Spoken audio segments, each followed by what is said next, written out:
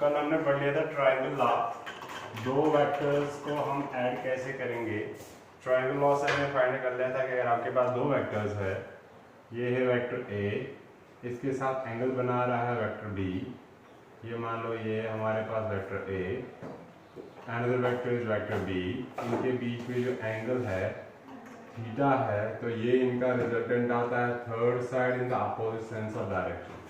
तो ये रिजल्टेंट हमने बोला है ये होता है ए प्लस बी, और हमने इस रिजल्टेंट का मैग्नीट्यूड निकाला था, that is given by A square B square two A B cosine of the angle between these two vectors. और हमने ये भी फाइंड कर लिया था कि ये जो एंगल है that this resultant makes with any of this vector like a vector, तो इसका वैल्यू जो है वो किसके बराबर आता है, it is B sine theta upon A plus B cos of theta. Okay, तो कल हमने इसमें एक केस ये भी देखा था कि अगर क्या होगा इफ थीटा का वैल्यू होगा 0 डिग्री, कॉस थीटा होगा 1, तो रिजल्टेंट आता है सीधा ए प्लस बी वेक्टर का मैग्नीट्यूड का सम। ओके, और ये हमने बोला था कि जब दो वेक्टर सीधा होंगे एक ही डायरेक्शन में, तो हम उनके रिजल्टेंट का जो मैग्नीट्यूड है वो किसके बराबर आता है, सीधा यहाँ से लेके tail of the first to the head of the last. तो ये बनेगा ये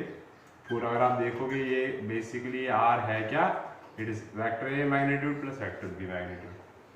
दूसरा हमने ये बोला था कि अगर वो यहाँ देखेंगे अगर थीटा का वैल्यू 180 डिग्री होगा, कॉस थीटा का वैल्यू -1 आएगा, तो हमने देखा था आर जो है ये ए माइनस बी के बराबर। मतलब दो वेक्टर्स अगर अपोजिट डायरेक्शन में जा रहे हैं, ये है वेक्टर ए, दूसरा वेक्टर है बी, ये इधर जा रहा है, अपोजिट है, 180 डिग्री एंगल है इनके डायरेक्शंस के बीच में, तो इनका रिजल्टेंट जो है वो किसके बराबर आएगा, ए माइनस बी। मतलब इसके मैग्नीट्यूड में माइनस ए, और ये हम अपनी मर्जी से करेंगे, बड़े में से छोटा करें या छोटे में से बड़ा, बात एक ही, क्योंकि a माइनस बी का होल स्क्वायर भी वही वैल्यू देगा जो देगा b माइनस ए का होल स्क्वायर, माइनस कॉमन करके। तो फिर इसकी डायरेक्शन क्या रहेगी, इसकी डायरेक्शन वही होगी, the direction of r will be same, direction of r will be the same as the larger magnitude vector, remember this thing कि जो वेक्टर जिसका मैग्नीट्यूड ज्यादा होगा वही डायरेक्शन फाइनल रिजल्टेंट की होगी। जैसे आपको बोलेंगे कि एक ऑब्जेक्टिव है 10 न्यूटन फोर्स इधर लगा रहा हूँ, 2 न्यूटन इधर लगा रहा हूँ, तो नेट फोर्स किधर लग रहा है, इस डायरेक्शन में कितना, 10 माइनस 2 दैट इज 8 न्यूटन। तो नेट इधर ही लग रहा है, जिधर ज्यादा वाला होता है उसी डायरेक्शन में ये रिजल्टेंट भी आता है। तीसरा केस इसका ये है कि इन केस अगर आपके पास क्या होगा कि एंगल जो है दो वेक्टर्स के बीच में वो कितना होगा, 90 degree, in that case cos theta होगा 0 के बराबर। तो देयरफॉर रिजल्टेंट का वैल्यू अगर आप देखोगे that will B a square b square 2ab cos of theta किसके बराबर है, 0। तो ये रिजल्टेंट सीधा बनेगा a square plus b square के बराबर। तो मतलब दो वेक्टर्स है आपके पास, एक ऐसा है, दूसरा इसके साथ 90 डिग्री बना रहा है एंगल, ये है वेक्टर a, ये है वेक्टर b। तो ये आपने पढ़ लिया है कि बाई पाइथागोरस थ्योरम ये रिजल्टेंट जो है ये इसका हाइपोटेन्यूज तो वैसे बनता है, मैग्नीट्यूड वाइज ये किसके बराबर आएगा, magnitude of a square plus perpendicular square. Alright, और इन दैट केस अगर ये फाइंड करना चाहोगे ये एंगल जो है ये फाई कितना आ जाएगा, तो tan ऑफ फाई जो है वो किसके बराबर होता है, b sine theta upon a plus B cos of, अब साइन थीटा जो है 90, साइन 90 होता है 1 अपॉन a प्लस कॉस होता है 0, तो ये सीधा बनेगा किसके बराबर, b upon a, that is perpendicular upon base, जो आपको पता है tan ऑफ फाई का वैल्यू किसी भी ट्रायंगल में इसके बराबर होता है। ओके, तो ये तीन केसेस थे इसके कि अगर हम एडिशन कर रहे हैं तो डिफरेंट केसेस क्या अराइज हो सकते हैं, ये स्पेशल है। फिर cos का वैल्यू 30 हो सकता है, अलग आएगा, 60 हो सकता है, अलग आएगा, 45 होगा, अलग आएगा, तो डिफरेंट केसेस में फिर ये अलग अलग आ जाएगा। बट ये तीन जो थे ये थे स्पेशल। तो इसीलिए हम बोलते हैं कि अगर आप वेक्टर एडिशन कर रहे हो दो वेक्टर्स का, एक का मैग्नीट्यूड है 3, एक का मैग्नीट्यूड है 2, तो उनका रिजल्टेंट जो है सम, इट्स नॉट नेसेसरी कि 3 + 2 5 ही आएगा। ओके, तो कितना वैल्यू आएगा उनका? अभी हमने देख लिया कि दो वेक्टर्स का रिजल्टेंट, मान लो हमारे पास ये आइडेंटिटी एक है, याद रखेंगे आप, ए वेक्टर है एंड बी वेक्टर है। इनका जो रिजल्टेंट है वो हम डिनोट करेंगे किससे? आर वेक्टर से। तो रिमेंबर, ये आर वेक्टर का मैग्नीट्यूड जो है, मैग्नीट्यूड की हम बात कर रहे हैं, ये कहां से कहां हो सकता है, किन दो वैल्यूज के बीच में लाई करेगा? It will be equal to magnitude of A minus magnitude of B, यहां से लेके magnitude of A plus magnitude of B. क्या मतलब है इस आइडेंटिटी का? कि कम से कम ये हो सकता है इनके सब्ट्रैक्शन के बराबर। कब? जब थीटा का वैल्यू 180 डिग्री होगा।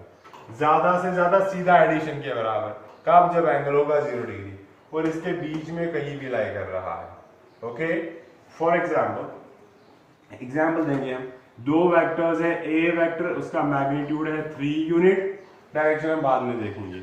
वेक्टर बी जो है उसका है 4 यूनिट। अब इनको ऐड कर रहे हैं, बताओ भाई इनका रिजल्टेंट क्या है? पहला केस है, अब आप देखोगे कि कितना कम से कम कितना वैल्यू होगा, ज्यादा से ज्यादा कितना हो सकता है? कम से कम मतलब सीधा इनको सब्ट्रैक्ट कर सकते हैं। तो अगर इनके बीच में थीटा का वैल्यू है कितना? 180 डिग्री, तो रिजल्टेंट का वैल्यू cos थीटा आपको पता है -1 आएगा।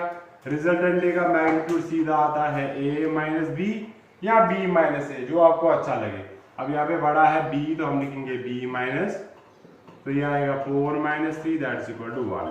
तो रिजल्टेंट आ गया 1। इससे छोटा आ नहीं सकता, इससे छोटा किसी भी केस में नहीं आ सकता। बोलोगे -1, that is not the case. Minus खाली इधर दिखाता है डायरेक्शन, वेक्टर्स में खाली डायरेक्शन दिखाएगा कि ये बड़ा था कि ये बड़ा था, बट वैल्यू जो है वो 1 आएगी। सबसे स्मॉलेस्ट वैल्यू जो है 1 आएगी।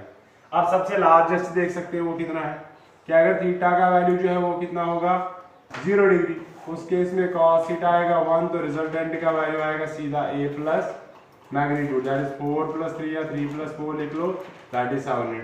मैक्सिमम इतना आएगा, इससे छोटा आ नहीं सकता, चाहे आप कोई भी एंगल क्यों ना रखो। तो इस r का वैल्यू कम से कम कहां से शुरू होगा? या तो 1 होगा या 7 होगा। इनके बीच में जितने भी नंबर्स लाई कर रहे हो वो सारे वैल्यू आ सकते हैं, डिपेंड करता है कि एंगल कैसा है। एक और केस देखते कैसे, अगर थीटा का वैल्यू इनके बीच में 90 डिग्री होगा, तो cos थीटा कितना बन गया? 0। अभी हमने देख लिया इन केस ऑफ 90, तो ये रिजल्टेंट का वैल्यू आता है a² + b²। देखो a का स्क्वायर 3² + 4², ये आपको पता है ये किसके बराबर आता है? 5 का स्क्वायर, तो ये बनेगा किसके बराबर? 5 भी आ गया। देखो अब आप थीटा का वैल्यू 45 रख लो, कुछ हो रहा है। 0.1 डिग्री रखो, 0.2, 1 डिग्री, 2, 3, 4, 5, 6, 7, 8, 0 से लेकर 90 तक कोई भी एंगल रख लो तो क्या हो जाएगा? या 180 तक कोई भी एंगल रख लो, वैल्यू कम से कम आ सकता है इन दोनों के मैग्नीट्यूड का सीधा सब्ट्रैक्शन या इन दोनों के मैग्नीट्यूड का सीधा एडिशन। इन दो इंटरवल्स के बीच में दो वेक्टर्स का रिजल्टेंट हमेशा लाई करता है। This identity is very very important, alright. So that is vector addition. Okay, दूसरा है आपके पास कि अगर आपने ट्रायंगल लॉ से ही करना है वेक्टर सब्ट्रैक्शन। पैरेललोग्राम लॉ आप खुद करोगे, मैं उसका आइडिया दूंगा थोड़ा सा। अगर आपने वेक्टर ये ट्रायंगल लॉ से करना है क्या? सब्ट्रैक्शन ऑफ वेक्टर, तो हम देखेंगे यहाँ पे subtraction of vectors using triangle law, using triangle law. Basically subtraction is addition. ये बेसिकली क्या होता है? ये एडिशन ही होता है। ओके, तो अगर हम देखेंगे सब्ट्रैक्शन दो वेक्टर्स का यूजिंग ट्रायंगल लॉ, फर्क कुछ नहीं है थोड़ा सा। ये मान लो वेक्टर ए है हमारे पास, ये मान लो वेक्टर बी है हमारे पास। इनके बीच में जो एंगल है वो कितना है? थीटा है, पहले आपको बताया था। वैल्यू वाइज देखा जाए तो ये वैल्यू जो है ये किसके बराबर है? सॉरी, वेक्टर वाइज देखा जाए तो it is simply a + b। अब हमें फाइंड करना है, जब हमारे पास था r का वैल्यू a + b, तो हमें रिजल्टेंट का वैल्यू जो है वो कितना मिल गया था? A squared B squared 2ab cos of theta, और रिजल्टेंट की डायरेक्शन जो हमने एंगल फाइंड कर लिया था ये वाला, मान लो इसको फाई से डिनोट करेंगे, ये आ गया था b sin theta upon a plus b cos of theta. Easy. अब आपने फाइंड करना है, now we have to find r का value, that is a minus b, subtraction करना है। अगर आप ध्यान से देखोगे ये बेसिकली सब्ट्रैक्शन नहीं एडिशन ही है। मैं प्लस कर दूंगा, plus minus B vector, plus into minus वापस माइनस आएगा। इससे फायदा क्या हुआ हमें कि हमें दो वेक्टर्स को ऐड करना है। एक वेक्टर है a, दूसरा है माइनस बी। अब माइनस बी क्या होता है ये आपको मैंने बताया।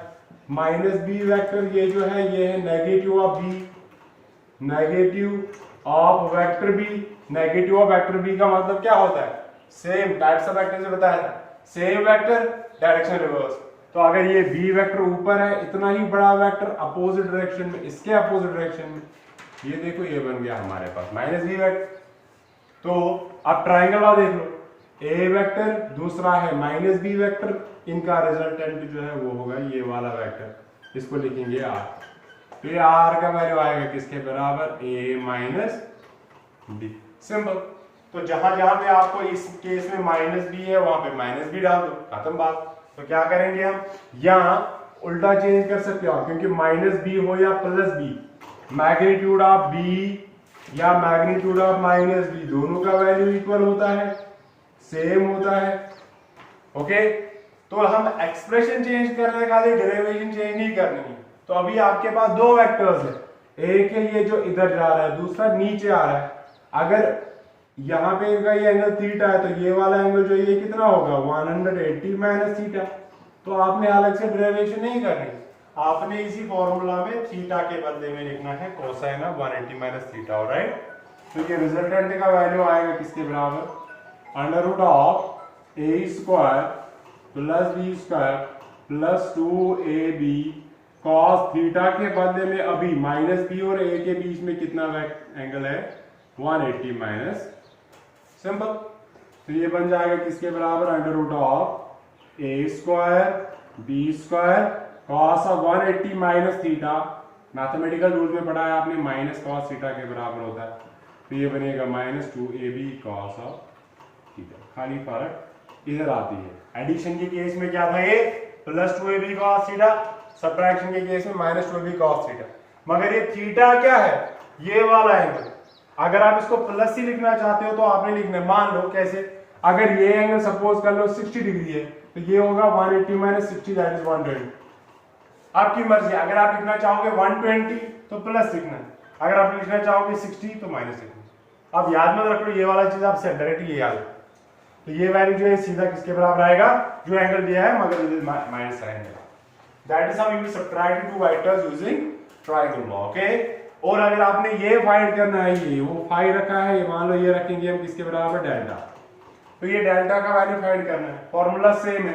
tan ऑफ डेल्टा जो है वो किसके बराबर आएगा, b साइन ऑफ, वहां पे थीटा था उस केस में, यहाँ पे थीटा के बदले में 180 minus theta upon a plus b cos of 180 minus theta. Easy. तो क्या बनेगा, ये tan ऑफ डेल्टा जो है वो sine 180 minus theta, mathematical rules में पढ़ाया था, ये सीधा साइन थीटा होता है upon A cos 180 minus theta, हमने अभी देख लिया, ये होता है minus cos of theta. Okay, तो ये आ जाएगा। खाली जहां जहां उधर प्लस है वहां वहां इधर माइनस है, आपने अलग से फॉर्मूला डिराइव करना ही नहीं है, सेम फॉर्मूला यूज करोगे। तो चेंज इन साइन, तो ये थीटा है तो ये 180 माइनस, ये 10 डिग्री है, ये 170 डिग्री। अगर आप डायरेक्ट वैल्यू लिखना चाहोगे 10 डिग्री के टर्म्स में तो माइनस साइन साथ रखनी है रिजल्टेंट में। अगर आप प्लस लिखना चाहोगे, नहीं यार प्लस ही लिखेंगे, तो फिर यहाँ पे लिखना है कॉस ऑफ 170। ऑब्वियसली फिर उसका वैल्यू जो है ऑटोमेटिकली नेगेटिव आ जाएगा। So that is how you can find the resultant of two vectors using क्या, triangle law of vectors. Okay, अब ट्रायंगल लॉ जैसा ही और एक है दो को इनिशियल वेक्टर्स के लिए। ओके, दो को इनिशियल वेक्टर्स है हमारे पास, उनका हमने वैल्यू फाइंड करना है, रिजल्टेंट फाइंड करना है। उसके लिए हमारे पास है पैरेललोग्राम लॉ। थोड़ा सा आइडिया बताऊंगा मैं, पैरेललोग्राम लॉ क्या है। Parallelogram law of vectors, addition subtraction दोनों के लिए एप्लीकेबल। पैरेललोग्राम लॉ का स्टेटमेंट क्या है कि अगर आप दो वेक्टर्स को, जो कोइनिशियल वेक्टर्स है, अगर आप उनको रिप्रेजेंट कर सकते हो by the two adjacent sides of a parallelogram। ये वेक्टर A है, adjacent sides हो गए जो जिनकी एक एक्सिस मीट करती है। अगर आप इनको दो adjacent sides ऑफ पैरेललोग्राम से डिनोट कर सकते हो तो तब इनका रिजल्टेंट जो है वो होगा क्या, वो होगा किसके बराबर, that will be equal to the diagonal, the adjacent diagonal of the parallelogram completed using these vectors।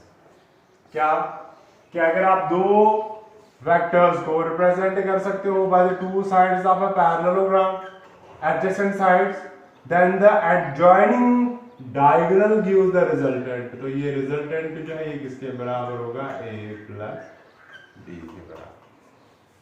इतना सभी डिफरेंस नहीं है इसके प्रूफ में और उसके प्रूफ में ट्रायंगल लॉ। ओके, तो कंडीशन यहाँ पे ये है कि vector A and vector B जो है ये हमने रिप्रेजेंटेड बाय, कैसे represented by the adjacent sides of parallelogram. Adjacent sides of parallelogram से हमने इनको रिप्रेजेंट कर रखा है। ओके, और ये जो रिजल्टेंट है R equal to A plus B जो है ये है एडजॉइनिंग डायगोनल का वैल्यू, एडजॉइनिंग डायगोनल, तब जाके ये बन जाता है क्या, रिजल्टेंट इन दोनों वेक्टर्स से। एडजॉइनिंग नहीं तो इसका ये वाला भी डायगोनल है, ये इसका रिजल्टेंट नहीं होगा। ओके, तो अब इसका प्रूफ कैसे करेंगे। पैरेललोग्राम की एक प्रॉपर्टी है कि अपोजिट साइड्स इक्वल है। अगर ये B की लेंथ है तो ये भी B के बराबर ही होगा। प्रूफ डिट्टो वही है जो आपने वहां पढ़ लिया। ये मान लो ये B है, अगर इनके बीच में अगर ये एंगल जो है 60 डिग्री है तो ये वाला एंगल भी कितना होगा, 60। अब थीटा रखेंगे, ये भी थीटा है। अब दो वेक्टर्स है आपके पास A एंड B। प्रूफ कैसे करोगे इसका, यहां से परपेंडिकुलर ड्रॉ करोगे ऐसे। ये अगर B वेक्टर है तो ये भी B वेक्टर ही है। ये अगर एंगल थीटा है इनके बीच में तो ये भी एंगल थीटा है। इस B को रिजॉल्व करोगे, ये वाला आएगा B cos थीटा, ये वाला आएगा B sin थीटा। मैं ऐसे क्यों बोल रहा हूँ, क्योंकि ट्रायंगल लॉ में आपने एग्जैक्टली यही किया।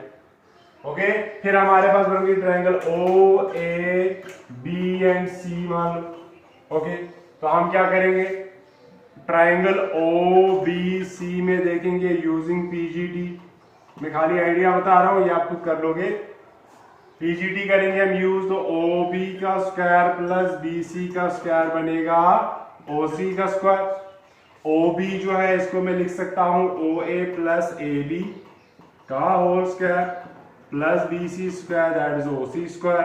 अब डालो वैल्यू, OA जो है दैट इज वेक्टर A का मैग्नीट्यूड, AB जो है that is B cos theta plus BC जो है that is B sin theta का स्क्वायर इक्वल टू OC जो है दैट इज R का स्क्वायर। और यही आपने कल देखा था कि इसी से हमें आया था RA square plus B square plus 2AB cos of.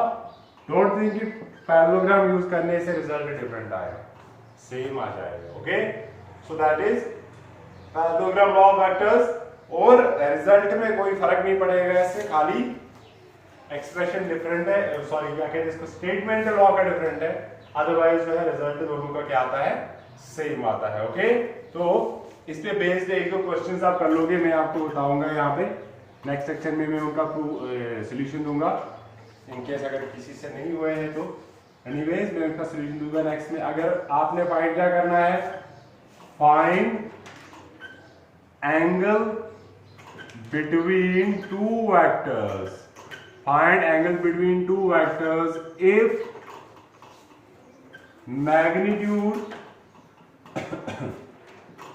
magnitude of their resultant if magnitude of their resultant is equal to two equal vectors, लिख लो two equal vector, दोनों का मैग्नीट्यूड सेम है। if कब फाइंड करना है angle? if magnitude of the resultant is equal to either of the vector, either of the vectors, मतलब दो vectors है, उनका मैग्नीट्यूड अलग अलग मैग्नीट्यूड वो इक्वल है उनके रिजल्टेंट के मैग्नीट्यूड के बराबर, तो आप बताओ उन दो वेक्टर्स के बीच में जो है एंगल का वैल्यू कितना होगा। ओके, और दूसरा आपने फाइंड करना है क्या, थोड़ा सा आइडिया ये कि अगर आपके पास वेक्टर ए है ऐसा, वेक्टर बी है ऐसा, दोनों का मैग्नीट्यूड सेम है, और रिजल्टेंट सी जो है उसका भी मैग्नीट्यूड सेम ही है, तीनों का मैग्नीट्यूड सेम है, तो बताओ ए और बी के बीच में एंगल जो है वो कितना है। ओके, एक ये, दूसरा आपने ये फाइंड करना है क्या कि अगर आपके पास क्या होंगे, दो वेक्टर्स है, ओके, वेक्टर ए है एंड वेक्टर बी है, इनका रिजल्टेंट है आर वेक्टर, और एडिशन जब कर रहे हैं व्हेन एडेड, ओके, तो आपने बताना है कि if direction of B is reversed, find the change in direction of R. Resultant में कितनी डायरेक्शन चेंज होगी अगर हम एक वेक्टर का रिवर्स करेंगे, नेगेटिव करेंगे। ओके, इनिशियली मान लो अगर इसका एंगल रिजल्टेंट है tan phi वाले, निकालो tan phi का वैल्यू, फिर इसको सब्ट्रैक्ट कर लो, फिर निकालो tan phi का वैल्यू, फिर उन दोनों को डिफरेंस कर लो, जो वैल्यू आएगा that will be the change in the value direction of the resultant. Okay, that is parallelogram law. और कुछ बेसिक एग्जांपल्स इसके बारे में तो जो है अगला वो हम नेक्स्ट लेक्चर में पढ़ेंगे।